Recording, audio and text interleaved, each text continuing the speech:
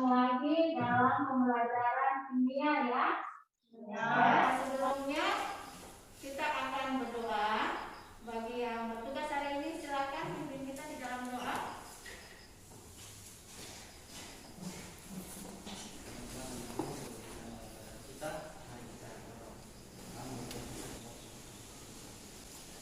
Baik, terima kasih Doni yang sudah memimpin kita dalam doa.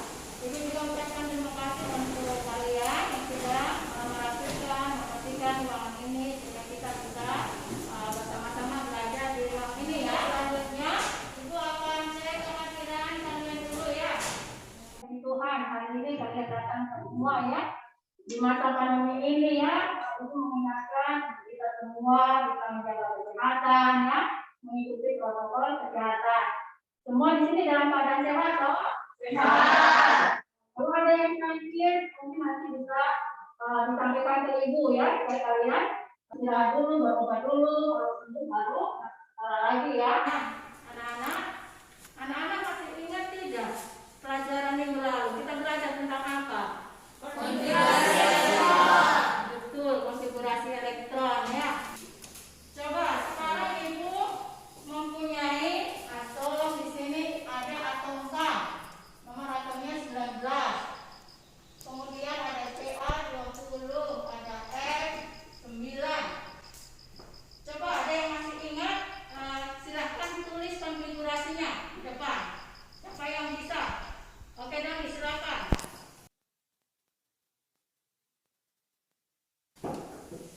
Kalau yang Ca, siapa yang bisa menuliskan? Silakan, Melinda.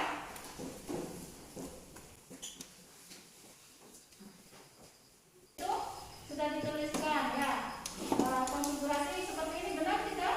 Benar. Oke, kita tepuk tangan bersama kita ya. Dalam kehidupan sehari-hari, unsur-unsur di alam akan berikatan satu dengan yang lain.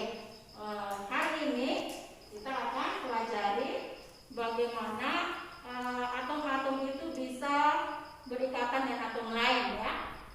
Pelajaran hari ini adalah tentang ikatan ion ya. Ini gambar apa nama? Natrium dan klorida.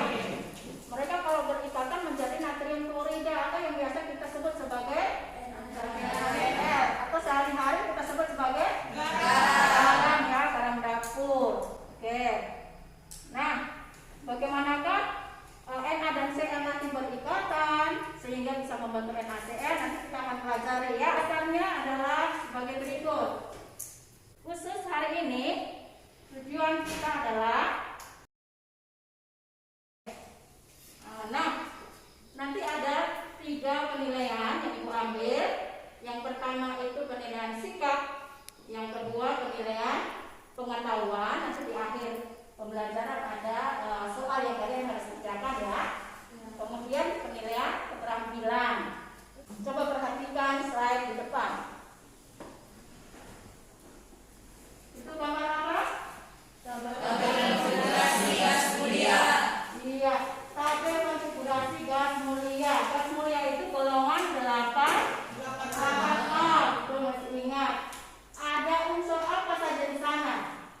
Ada helium, neon, argon, krypton, xenon, dan radon. Oke, yang kalian coba amati di dalam tabel itu terdapat apa saja? Silakan, Melinda.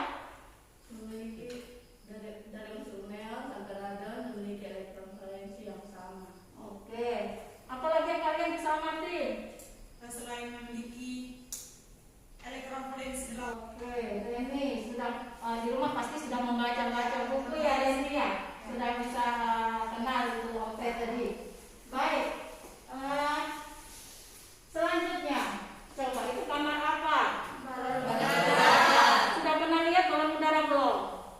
Sudah. Balon udaranya bagaimana? Bagus tidak? Bagus. Itu biasanya bisa terbang ke atas tuh berarti ada sesuatu di dalam ya? Ya. Nah, kira-kira ada apa di dalam ya? Ada gas apa menurut anak-anak?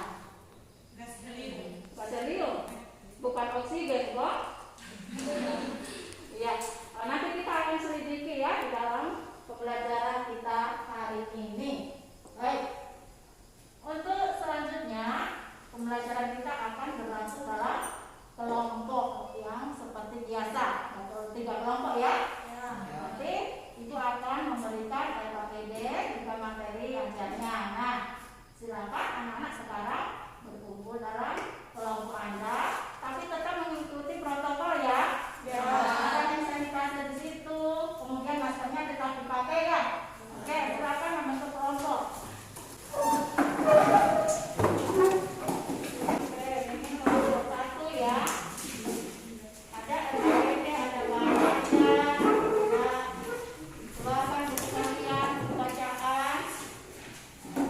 Oke, tetap jaga jarak ya. Ini LKPD-nya untuk kelompok 2. Coba perhatikan anak-anak, di situ ada LKPD. Sebelum kalian mengerjakan, coba lihat dulu, mungkin ada pertanyaannya atau ada yang belum jelas. Bisa membaca dari buku paket kita, ya, buku paket kita. Kemudian ada bahan ajar yang sudah diberikan juga. Kemudian ada yang bawa HP tidak? Ada ya. Bisa juga kalian baca materinya dari HP juga ada, kalian bisa mencarinya ya. Oke. Nanti setelah dikerjakan diisi di situ, kita akan presentasi setiap kelompok. Bagaimana, sudah paham belum? Sudah. Berikan waktu 20 menit dari sekarang.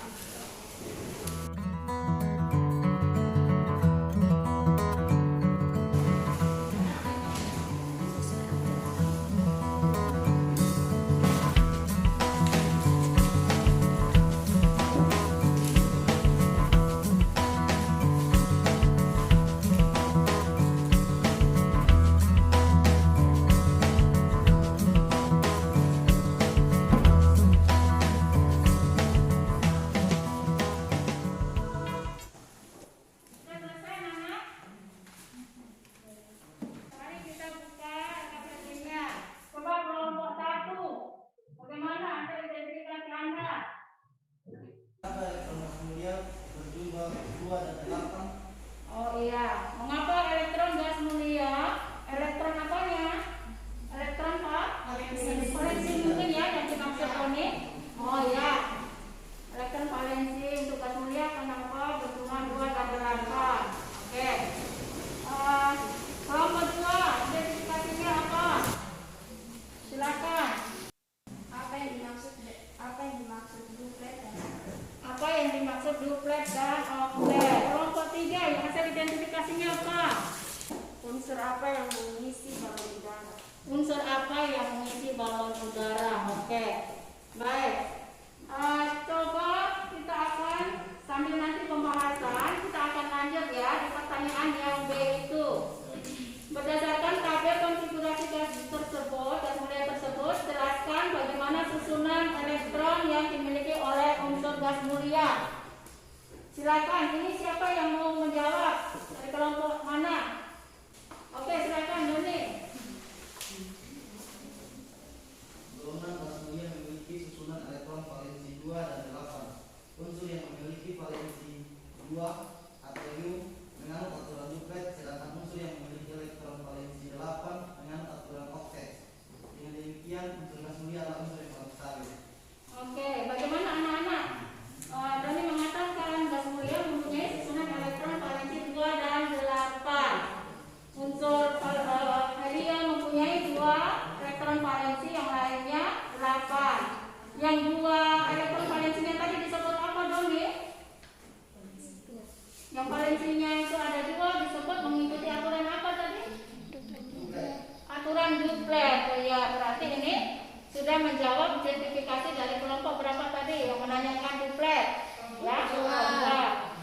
Kemudian dikatakan oleh Doni juga elektron valensi gas mulia yang berjumlah 8 disebut apa tadi, Doni? Oktet. Oktet. Ya, ini juga menjawab identifikasi kelompok yang tadi ya. Baik, berikutnya untuk yang C, silakan. Siapa yang mau menjawab bagian C?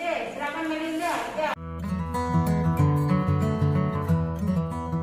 Anak, coba kalian mengatakan bagaimana unsur-unsur lain akan menjadi stabil. Ya, jadi unsur-unsur selain gas mulia akan menjadi stabil. Dijawab oleh Melinda yang pertama dengan melepas elektron. Yang kedua, elektron. Bagaimana anak-anak? Setuju tidak? Setuju ya. Nah, mereka akan cenderung menjadi stabil seperti golongan 8A ya. Jadi dengan dua cara, ada yang melepaskan elektron, ada yang menangkap elektron. Oke. Kalau melepaskan elektron berarti membentuk ion apa, Nana? Positif. Ion positif. Kalau menangkap elektron membentuk apa? Ion negatif. Ion negatif. Lanjut ke kegiatan berikut ya. Ya. Bagaimana unsur Na11 dan Cl17 dapat mencapai kestabilan? Jawabannya, unsur Na mencapai kestabilan dengan cara melepaskan satu elektron membentuk ion Na positif. Unsur Cl mencapai kestabilan dengan cara menangkap satu elektron membentuk ion Cl negatif. Oke. Bagaimana teman-teman? Dengan jawaban Jacqueline, unsur Na akan mencapai kestabilan dengan melepaskan satu elektron valensinya akan dilepas. Jadi nanti dia akan menjadi ion apa? Na plus. Ya, plus ini artinya dia melepaskan satu elektron. Kemudian unsur 17Cl, bagaimana dia bisa mencapai kestabilan? Kenapa harus menangkap satu elektron? Supaya stabil. Karena elektron valensinya 7. Supaya stabil berarti dia harus mengikuti kaidah Oxford menjadi 8. Berarti kurang berapa, Marisa? Kurang 1 ya, makanya dia menangkap.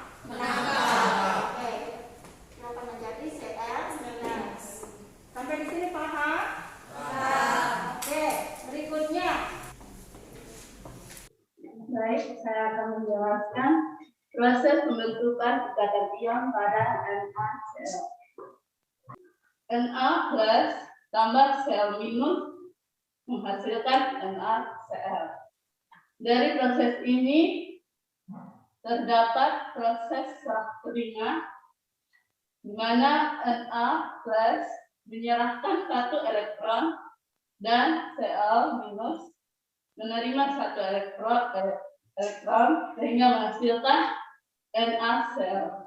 Terima kasih. Bagaimana anak-anak? Ada yang mau ditanyakan? Kenapa harus melepas satu ini tidak menangkap 7? Kenapa harus melepas 1? Kenapa tidak menangkap 7? Kira-kira bagaimana? Kalau kita pikir secara logika, kenapa Na harus melepaskan 1? Kenapa dia tidak menangkap 7 saja? Siapa yang bisa jawab? Kalau menangkap 7 berarti energinya perlu banyak tidak? Kalau kalian harus misalnya harus memikul batu 7, bagaimana